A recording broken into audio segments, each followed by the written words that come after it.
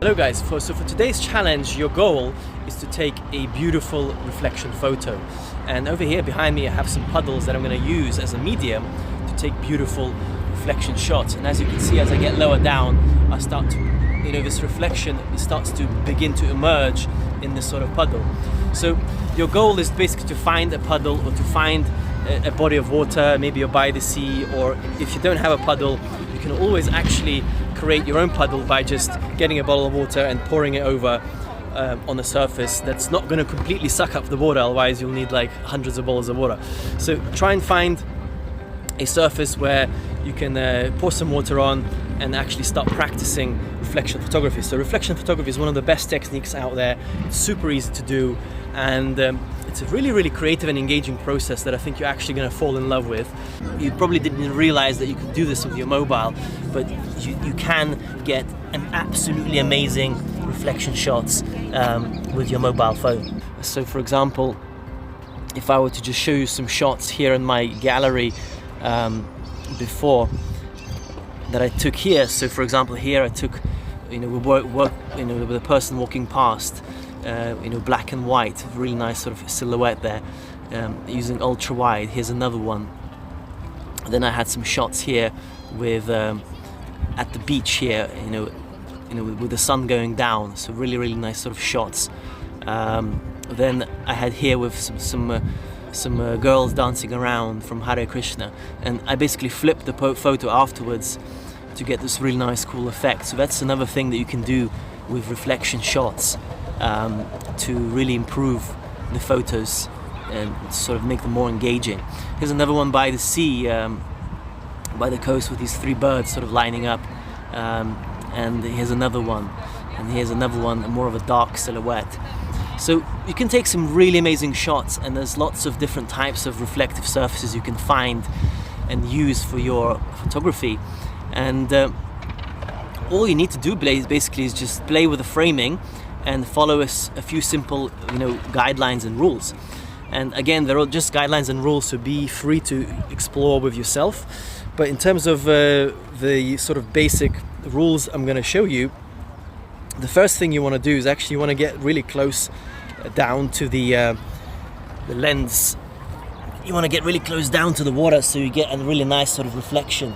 And another good suggestion is actually to just to flip the camera of your phone the other way around, so that your lenses are at the bottom of the screen, facing the ground basically, and that way it allows your lenses to get really close down to the water, and this way you can really fill up the frame.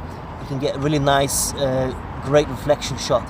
And you have to remember, reflection photography is basically symmetrical composition in this sort of sense. So you want to really center everything. You don't want to do this and you don't want to do this.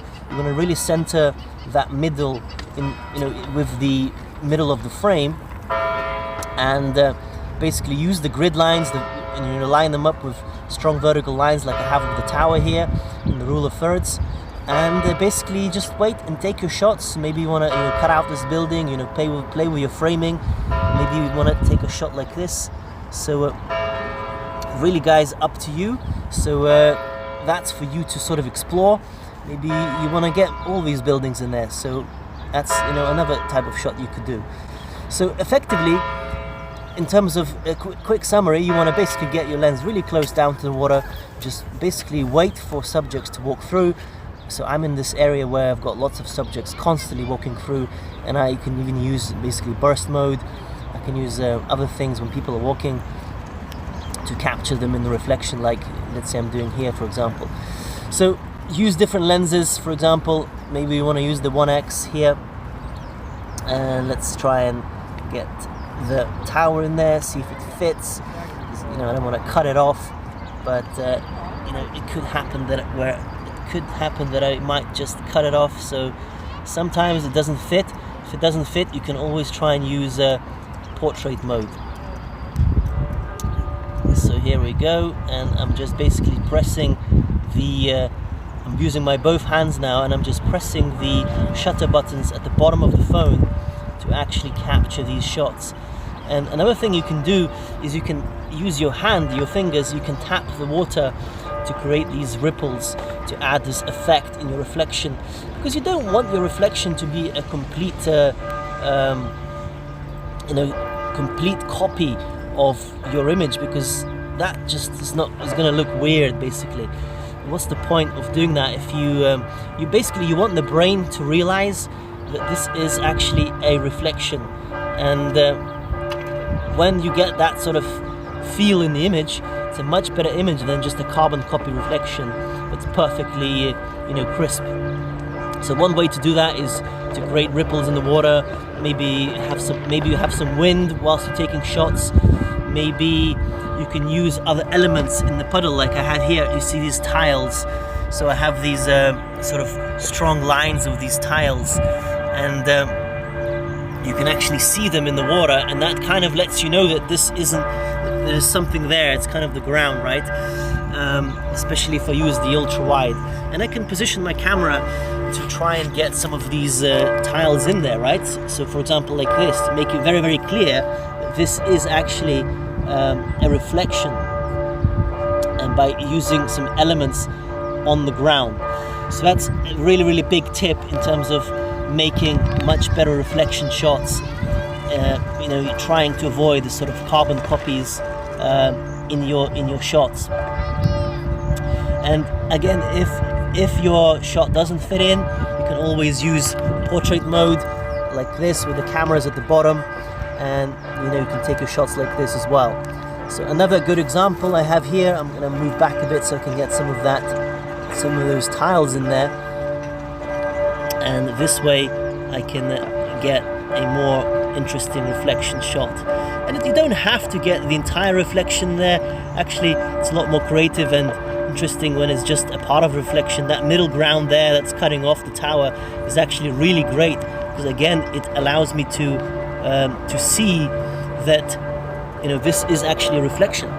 And if I move to this other puddle over here actually with the 1x lens, the reflection doesn't quite fit in. As you can see there, I'm cutting off I have to really tilt my phone. I can't get a perfectly central horizon shot in there unless I use the ultra wide mode, which let's say I don't want to do in this case. So what I'm going to do is I'm going to actually use the 1x, and I'm going to just use portrait mode, and that allows me to fit in the entire reflection. And you see those tiles, you can really see the tiles in this shot, which really allows you to distinguish that this is a reflection. And I can use burst mode to get these people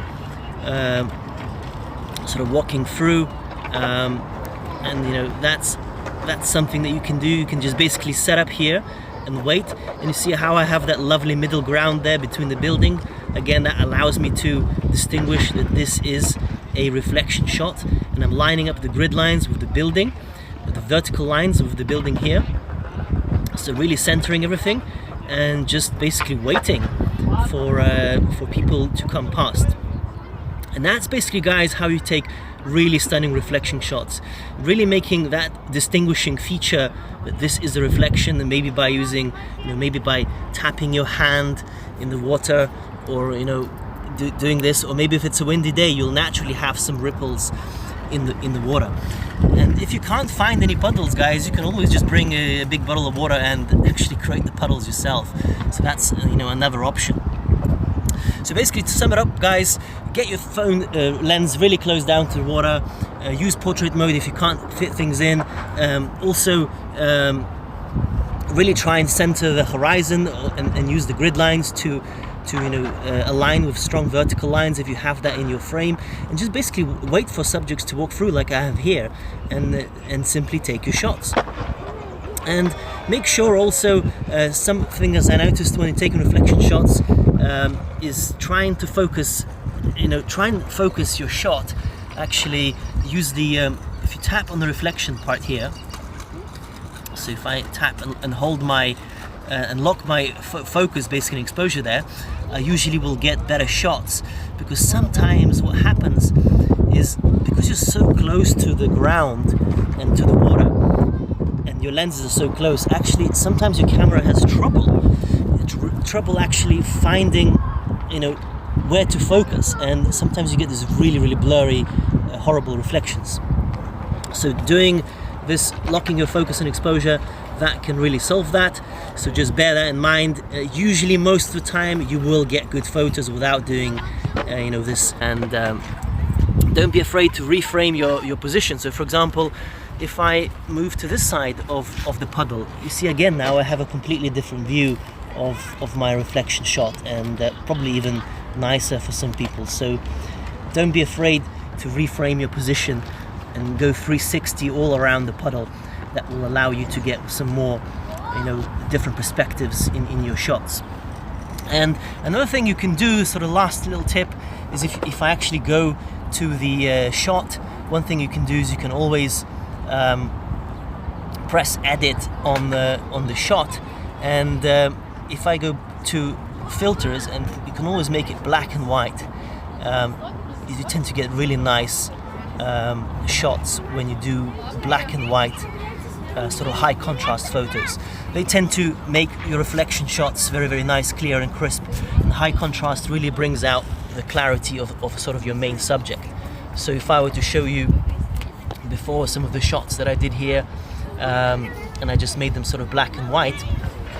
So here I had just some people basically walking through, and I made it black and white, and I'm always getting this sort of silhouette in the photo. So here again, I just basically, all I did is I turned the photo black and white. So do try and play with that afterwards. Here's another shot that I literally took a screenshot of. So do play around with filters. Here's another one where I had a lot of sun and directional light, and you see how I have, just very, very quickly here, see how I have these elements here by the puddle. They really sort of distinguish this is in fact a reflection, like this middle ground here as well, and these very, very clear dark silhouette subjects being reflected off the bright background of the building. So that's basically what you want to look for in a really, really good reflection photo. You want to find those elements, make the reflection distinguishing, maybe use high contrast or silhouettes like I have in this case, and that way you'll get some really, really stunning reflection shots. Here actually I had some people sort of dancing, and you see those little dots in the water again here with the marble. You can really distinguishes that this is a reflection, and that middle ground there as well. So really, really lovely shots that actually this one I pretty much took by accident. Those girls literally just came around, and I took it by accident. And if you're by the sea at any time, you can always use the puddles by the sea, just by the waterfront, to do the same thing. As the sun is setting, you get very, very lovely directional light that you can use to take super amazing reflection shots. So that's pretty much it, guys, in this video. Do practice it, do go out there, take some reflection shots in your puddles, use these rules and guidelines, and I'm sure you're gonna get some absolutely amazing reflection shots.